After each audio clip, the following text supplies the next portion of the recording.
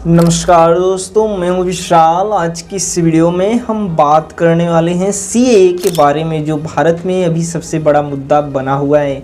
तो चलिए स्टार्ट करते हैं। Let's begin. दोस्तों, सिटीजनशिप अमेंडमेंट एक्ट, हाँ जी दोस्तों, इस एक्ट को लेकर 2019 में बहुत स्ट्राइक्स हुए थे, बहुत लोगों ने विरोध भी किया था, लेकिन 11 मार्च को सरकार ने इसे अपने देश में, भारत में यानी दोस्तों लागू कर दिया है।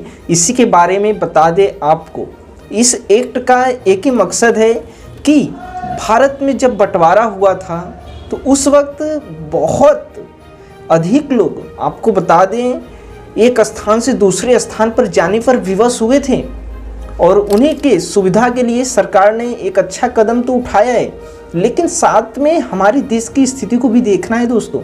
हमारे देश की जनसंख्या विश्व की यूएन के अनुसार पहली जनसंख्या वाला देश बन गया है, सबसे ज़्यादा जनसंख्या वाला देश बना है।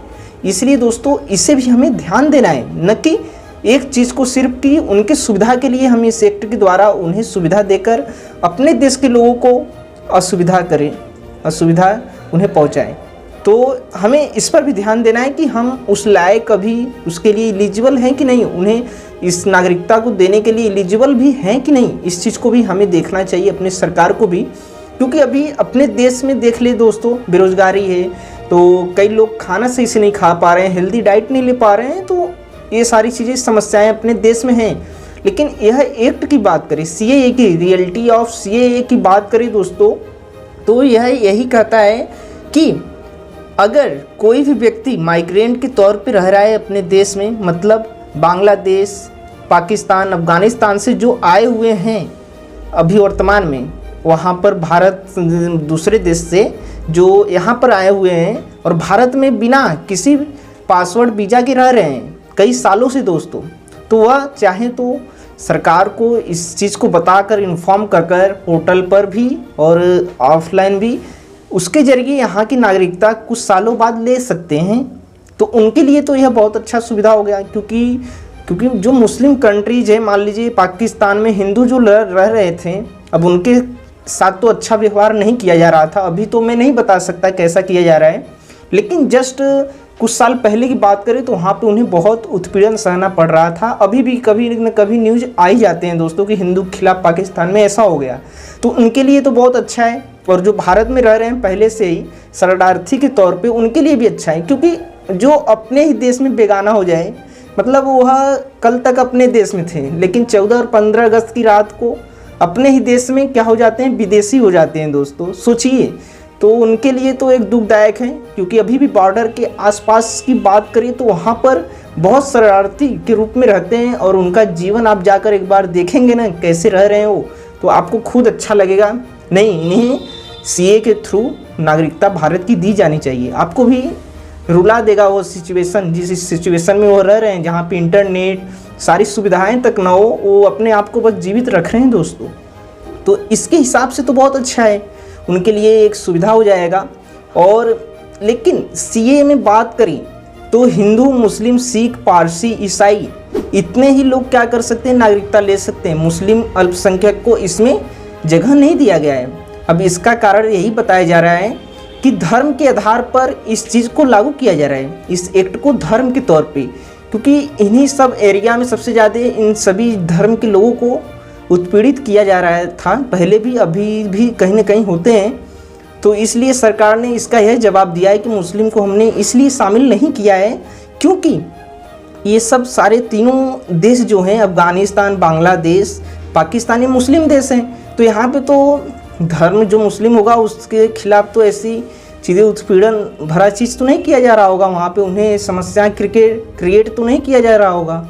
तो उनके लिए इसलिए क्या किया गया है, इस चीज़ की व्यवस्था नहीं की गई है।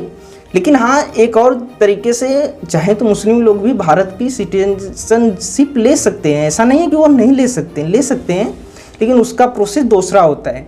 और बात करें सीएए की पहले के कानूनों की, तो 1950 में भी दोस्तों एक बार सिटीजनशिप अमेंडमेंट एक्ट आ चुका था, जब भारत के प्रधानमंत्री पंडित जवाहरलाल नेहरू थे, और उस वक्त जो कानून मंत्री थे अपने देश के, डॉक्टर भीमराव अंबेडकर, तो वहाँ पर भी यही बात कही गई थी कि ऐसा व्यवस्था लाया जाए कि जो शरणार्थी उनको भी एक अच्छा जीवन मिले। नहीं तो दोस्तों सही बात है, हम एक स्थान पे दूसरे को एक अच्छी व्यवस्था दे रहे हैं और दूसरे एरिया में अपने ही देश के लोगों को क्या कर रहे हैं, उन्हें बेगाना बना दे रहे हैं, क्योंकि वह आज नहीं तो कल कुछ साल पहले अपने ही देश के लोग हैं। बस इस वक्त जब भारत पाकिस्तान का बंटवारा हुआ दोस्तों, तो वह अलग हो गए और सीए अमित शाह गृह मंत्री जो हैं और सरकार जो है यही डिमांड कर रही है कि हम ऐसा कुछ नहीं कर रहे हैं जिससे कि भारत के लोगों की नागरिकता जाए। हम तो ऐसा कर रहे हैं कि जो अभी भारत में समस्या शरणार्थी के रूप में कई समस्याओं का इतना झेल रहे हैं, सही से रह नहीं पा रहे हैं, उनके लिए भारत की नागरिकता देने के लिए यह हम कानून लाए हैं, न कि किसी की नागरिकता छीनने के लिए दोस्तों। और यही सीए है दोस्तों। हाँ, ये तो रियलिटी है, लेकिन अब यह मामला कोर्ट में भी जा सकता है अभी, और इस पर कई बहस भी, डिबेट्स भी होंगे और वहाँ पे यह बात जरूर रखी जाएगी कि इसमें मुस्लिम कम्युनिटी को क्यों नहीं रखा जा रहा है। जब सबको रखा गया है तो उन्हें भी रखना चाहिए, क्योंकि आज नहीं कल कई साल पहले ये भी भारत के ही नागरिक भारत में ही रह रहे थे। तो आगे देखते हैं क्या होता है, लेकिन रियलिटी ऑफ सीए यही है दोस्तों कि यहाँ पे नागरिकता देने की बात की जा रही है। लेकिन अपने देश में बात करें अभी तो सिचुएशन बहुत क्रिटिकल है, क्योंकि हमारे देश में कई समस्याएं हैं जो भारत जूझ रहा है उन समस्याओं से। तो सरकार अगर चाहती तो इन समस्याओं से पहले अच्छे से निपट लेती, क्योंकि इन समस्याओं से अगर हम जूझते रहेंगे तो जो आएंगे हमारे देश में उन्हें भी जॉब की ज़रूरत होगी, बेरोजगार की ज़रूरत होगी। तो अब जो पहले से लगा है उस काम पर, अब उसे हटाकर हो सकता है काबिलियत के दम पे वो लोग उस स्थान पे चले जाए, ये भी हो सकता है।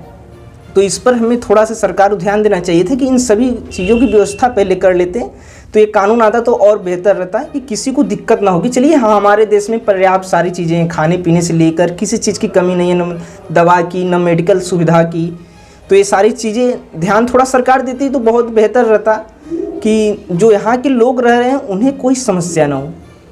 और सीए हम तो खुद उसका सपोर्ट कर रहे हैं, क्योंकि यार कितने लोग होंगे जो अभी, करोड़ों लोग होंगे हमारे हिसाब से, कई करोड़ लोग जो अभी सही से अपने जीवन को ही नहीं जी पा रहे होंगे, क्योंकि उन्हें कोई अधिकार ही नहीं, उनका कोई डॉक्यूमेंट नहीं है कि अपने तरीके अपने लक्ष्य को पा सके, अपने जो जीवन में उद्देश्य उसे पा सके। वो तो एक मतलब अलग नज़र से जी रहे हैं, अंधे के तौर पे एक तरीके देखा जाए, क्योंकि अगर वह दिखेंगे तो उन्हें फिर वापस उनके देश में भेज दिया जाएगा या तो उन्हें हटा दिया जाएगा उस स्थान से, उनका घर भी तोड़ दिया जाएगा। इसलिए वो तो एकदम एक नज़रबंद के तौर पे रह रहे हैं अब। लेकिन उन्हें खुशी आई होगी कि चलिए हमारे लिए एक अच्छा काम हुआ, और सरकार को भी वो धन्यवाद दे रहे होंगे, और मैं भी उसका सपोर्ट कर रहा हूँ, कोई दिक्कत नहीं है। लेकिन हाँ, सरकार को इन समस्याओं पर भी ध्यान देना जरूरी है, जिससे कि उनका जीवन और अच्छा हो सके। सिर्फ सिटीजनशिप, नागरिकता देना ही हमारा उद्देश्य नहीं होना चाहिए।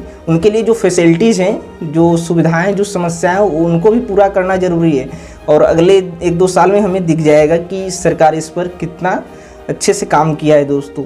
यही था दोस्तों सीए के बारे में। कमेंट में बताना ना भूलिएगा वीडियो कैसा लगा। मिलते हैं अगले वीडियो में। धन्यवाद, थैंक यू।